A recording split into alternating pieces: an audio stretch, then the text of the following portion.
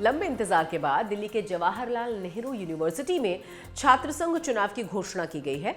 University की तरफ से कहा यह गया है कि जेएनयू छात्र संघ चुनाव 2023-24 सेशन में पीएचडी एडमिशन शुरू होने की तारीख से 6 से 8 सप्ताह के बीच आयोजित किए जाएंगे। पीएचडी में एडमिशन 2 फरवरी 2024 से शुरू होने वाले हैं, यानी कि मार्च के तीसरे चौथे सप्ताह में ये चुनाव हो सकते हैं। जेएनयू में छात्र लंबे समय से चुनाव कराए जाने की मांग कर रहे थे। पिछले कुछ महीनों से अलग अलग स्टूडेंट्स यूनियन प्रदर्शन भी कर रहे हैं। जेएनयू प्रशासन ने कहा है कि छात्र संघ के चुनाव लिंगदो कमेटी की सिफारिशों के तहत ही कराए जाएंगे। जेएनयू स्टूडेंट यूनियन यानी जेएनयूएसयू के चुनाव पीएचडी के लिए एकेडमिक सेशन शुरू होने के 6 से 8 हफ्ते के बीच होने हैं। ऐसे में संभव यह है कि ये चुनाव 15 मार्च से 29 मार्च तक किसी भी तारीख को हो सकता है। यूनिवर्सिटी में जेएनयूएसयू के चुनाव 2019 के बाद नहीं हुए हैं। पहले कोरोना की वजह से चुनाव टाले गए, उसके बाद सेशन में देरी की वजह से चुनाव नहीं हो पाए। सुनिए चुनावों के बारे में यूनिवर्सिटी की वाइस चांसलर ने क्या कहा। So I think and student elections will be held as per Lindoc committee report. We have to complete the admissions. Just now the PhD results have come out.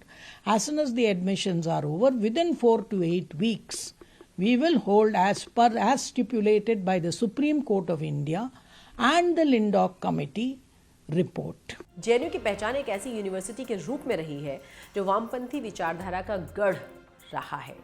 इस university से देश में एक से बढ़कर एक स्कॉलर और रिसर्चर निकले हैं। यूनिवर्सिटी में होने वाले छात्र संघ चुनाव भी बेहद खास होते हैं। देश के सभी विश्वविद्यालयों के चुनाव एक तरफ और पूरब का ऑक्सफोर्ड कहे जाने वाले जेएनयू छात्र संघ के चुनाव बिल्कुल एक तरफ। हाथों से बने पोस्टर, अध्यक्ष पद के उम्मीदवारों के बीच बहस से लेकर कई चीजें हैं जो जेएनयू के छात्र संघ चुनाव को अलग बना देती हैं। जेएनयू के छात्र संघ चुनाव में ऑल इंडिया स्टूडेंट एसोसिएशन यानी आइसा और स्टूडेंट फेडरेशन ऑफ इंडिया यानी एसएफआई का दबदबा रहा है। पिछले 4 दशकों में छात्र संघ के वार्षिक चुनावों में एसएफआई ने 22 बार अध्यक्ष पद का चुनाव जीता है। सीपीआई-एमएल का छात्र संगठन ऑल इंडिया स्टूडेंट एसोसिएशन यानी आइसा ने 11 बार चुनाव में जीत हासिल की है। वहीं स्वतंत्र समाजवादी प्लेटफॉर्म्स के उम्मीदवारों ने 8 बार जीत हासिल की है। 1991 और 2000 के चुनावों को छोड़कर केंद्र की सत्ता में रही पार्टियों का प्रतिनिधित्व करने वाले उम्मीदवार हमेशा अध्यक्ष पद के चुनाव में हारे हैं। वहीं डेमोक्रेटिक स्टूडेंट फेडरेशन यानी डीएसएफ और ऑल इंडिया स्टूडेंट्स फेडरेशन यानी कि एआईएसएफ के अलावा Birsa Ambedkar full student association यानी बीएपीएसए भी अपनी उपस्थिति दर्ज करवाते रहे हैं। जेएनयू चुनाव के दौरान छात्र राजनीति के इर्द गिर्द होने वाली बहस एक अलग ही स्तर की होती है। इन बहसों में भारत की 2 विभिन्न समझ मार्क्सवाद और राष्ट्रवाद के बीच विभाजन साफ नजर आता है। अधिकांश जेएनयू एक्टिविस्ट शिक्षा जगत और उससे पूरे उदार बहुलवादी समावेशी और धर्मनिरपेक्ष मूल्यों पर जोर देते हैं। जेएनयू निसंदेह आलोचनात्मक युवाओं का प्रतीक है। यह आश्चर्य की बात नहीं है कि बड़ी संख्या में छात्र खुद को राजनीतिक रूप से कट्टरपंथी मानते हैं। जेएनयू में कट्टरवाद को विपक्षी राजनीति के एक अलग रूप में देखा जाता है। जेएनयू स्टूडेंट यूनियन चुनावों के लिए बनी चुनाव समिति जिसमें छात्र शामिल होते हैं, चुनावों के संचालन की निगरानी करते हैं। अध्यक्ष पद की बहस शैक्षणिक वर्ष का सबसे अधिक भाग लेने वाला कार्यक्रम है। इसमें राजनीतिक संगठन तर्क वितर्क और बयानबाजी के आधार पर और कार्यकर्ताओं के राजनीतिक और सामाजिक नेटवर्क का उपयोग करके एक दूसरे के खिलाफ प्रतिस्पर्धा करते हैं। दिल्ली विश्वविद्यालय छात्र संघ यानी डुसू चुनावों के विपरीत जेएनयू के चुनाव शायद ही कभी बाहुबल या धन की राजनीति पर निर्भर होते हों।